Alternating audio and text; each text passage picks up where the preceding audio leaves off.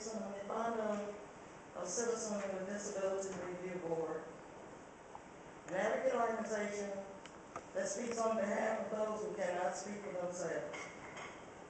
But it is clear to us today that Mr. Brian Connaught could not be here. He will not be able to speak for himself.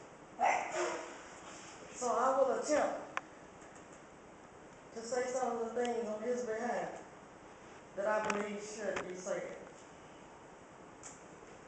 I was thinking about the badge that a police officer carries. I wish I could have been a police officer.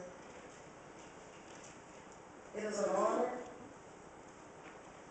It is the right to protect and to intervene on behalf of those who are weak in society and for those who have made mistakes, and to diffuse situations. It is not a permit to kill. The training of a police officer is so valuable. We are so thankful for our police officers. Yet there seems to be very much work to be done. To understand the various disabilities that ranges here in Houston, Texas, it would take a great amount of training. But it does not take a great amount of training to communicate well to an individual and to have patience and to try and understand where that person is saying, and to have a great outcome of a nonviolent method. Why not use the taser instead of the gun? I'm sure that's what Brian would say. I think that if I were the one that pulled the trigger, that I would be sitting in Houston, Harris County Jail today. I don't think that we need to continue to give honor to those that take life needlessly and helplessly, those who are helpless. I believe that if the leaders of this great city needs to sit down and reevaluate those that are put in these placements of leadership to protect those that are weak in this society. I believe that our rights as American citizens very many times are violated because of the simple fact that we're disabled.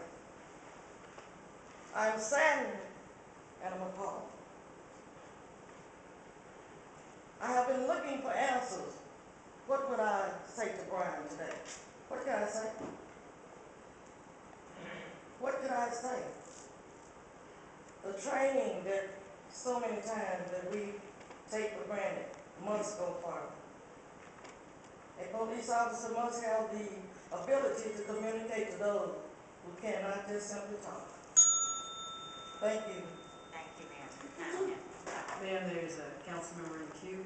Chair recognizes Councilmember Christie. Mr. Dixon, I just wanted to say that that was one of the most eloquent presentations I've heard in this chamber. Chair recognizes Mayor Pro Tem Gonzalez. Thank you, Mayor. Ms. Dixon, thank you so much for coming and giving us your thoughts on this very important issue. Obviously, I think it was a very sad tragedy for the entire city and a very difficult one. And I think if there's something that we need to learn from such a tragedy, is to always continue to assess where we're at and what we could keep doing better. And my only word of caution here is to make sure that we allow some due diligence for all of the investigations, and I emphasize all because there's 3 independent investigations that are underway on this matter. They always are anytime there's an officer-involved shooting, and then I think that it's only right for us to allow some moment of reflection on that and allow for that to complete. In the meantime, as a community and as elected leaders, it doesn't only fall on us, but on the community as well, to learn how we could better continue to improve in these areas. I think I'm a former Houston police officer, and I feel that our training has progressed very much throughout the years. And I work very closely with the mentally ill community and worked hard to try to serve them the best way I could. But your words just continue to inspire us to keep learning from this, to make sure that we continue to improve, and to make sure that no stone is left unturned, that we're finding out whatever's needed. If it's additional training, better training, just you name it, we've got to make sure that we're being proactive in addressing this very important issue. because we must continue to serve everyone in the best way possible. So thank you for being here. Thank you. Thank you, ma'am.